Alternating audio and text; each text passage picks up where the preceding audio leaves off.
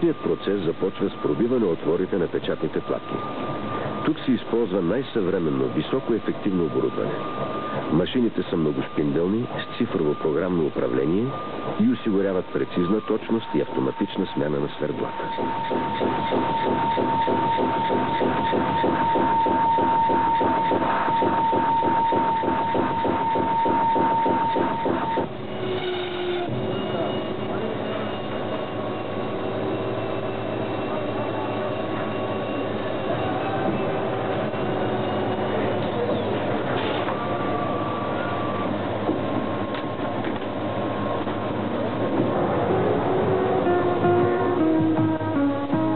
Метализацията на отворите на печатните платки е процес, от който най-много зависи качеството и надежността на електронните възли.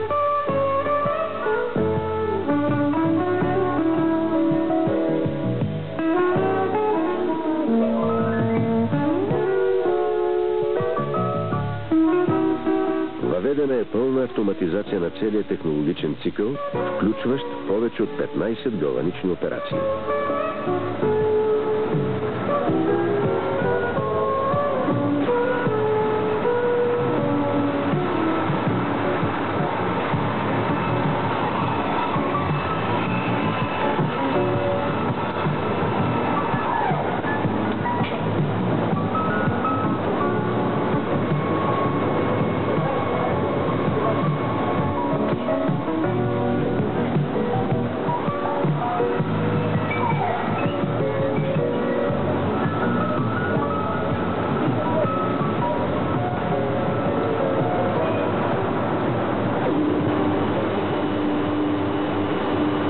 В зависимост от сложността и серийността на всеки вид платка се определи съответният метод за нанасяне на печатната схема – ситопечат или фотопечат.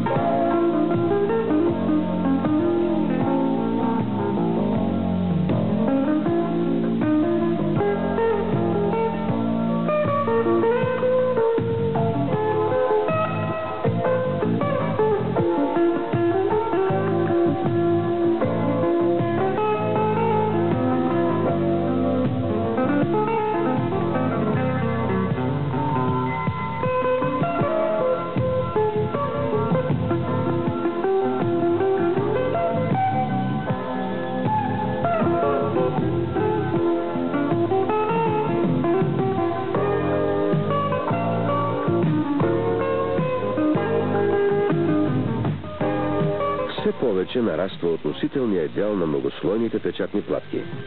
Усвоено е производството на 8-слойни платки, а в новите разработки броят на слоевете достига 16.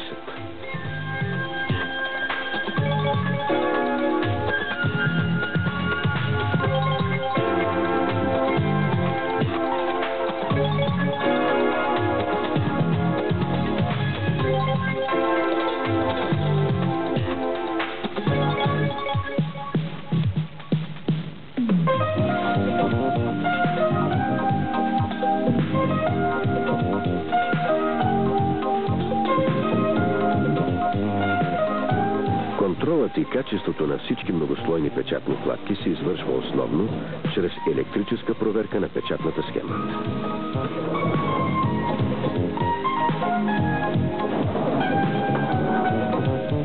Сложни и разнообразни са химичните процеси при производството на печатни платки. Затова не може и без кухнята, както шеговито наричат отделението за подготовка на разтвори. Тук те се подготвят и автоматично подават към работните вани, в линиите за метализация и другите мокри процеси. В съседство и пречиствателната станция на завода. Тук се отделят и обезвреждат всички отпадни разтвори. Пречистват се отпадните води и основна част от тях отново се връщат в оборотен цикъл.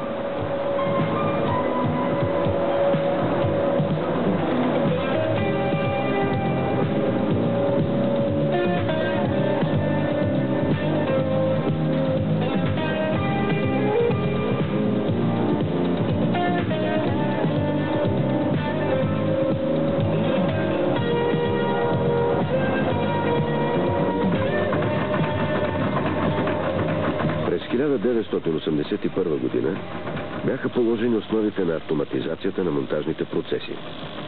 Сега над 50% от продукцията преминава през участъците автоматичен и полуавтоматичен монтаж. Внедрени са съвременни високопроизводителни машини за монтаж на интегрални схеми и елементи с аксиални изводи.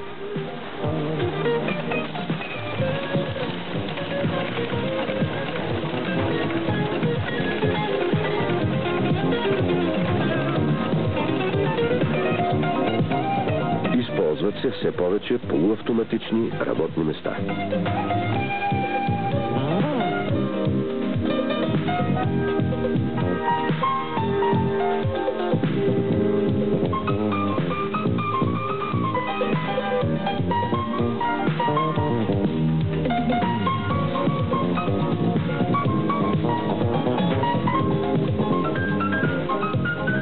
Прилагат се съвременни методи за групово запояване на електронните елементи към печатните платки.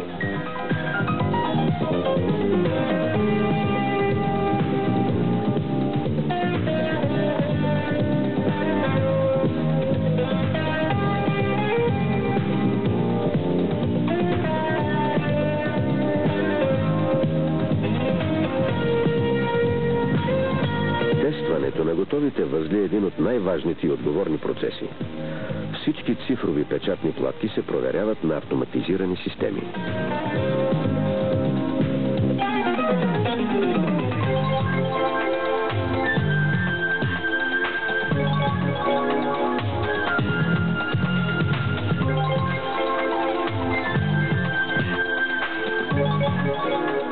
Ново направление в дейността на комбинат системи и електронна техника е разработката на специално технологично оборудване.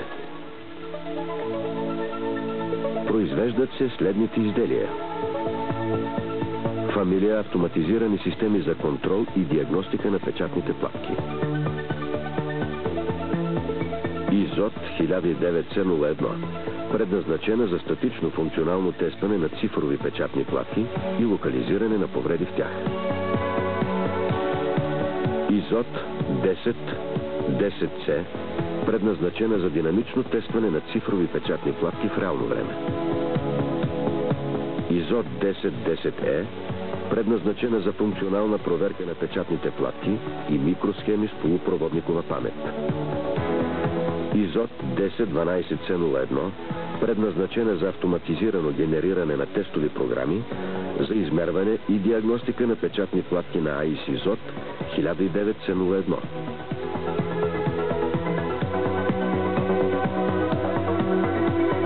ИЗОТ 1013C, предназначена за предфункционален контрол на монтирани печатни платки по метода на вътрешносхемното тестване.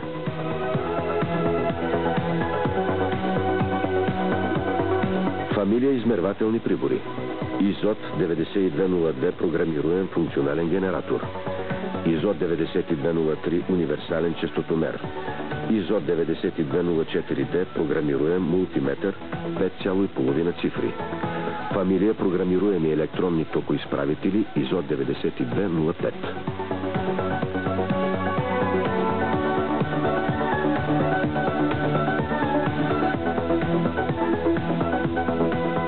Полуавтомат за монтаж на електронни елементи върху печатни платки ПАМ-2. Устройство за полуавтоматичен монтаж на печатни платки, обезпечаващо изрязване и подгъване изводите на електронните елементи ПАМ-3. устройство за архивиране на данни върху дискета Изодиск 01. Управлението на това сложно и разнообразно производство е немислимо без използването на електронно-изчислителната техника. Тук, в информационните масиви на електронно-изчислителната машина, се поддържа пълна нормативно-справочна база. Внедрява се комплексна автоматизирана система за управление.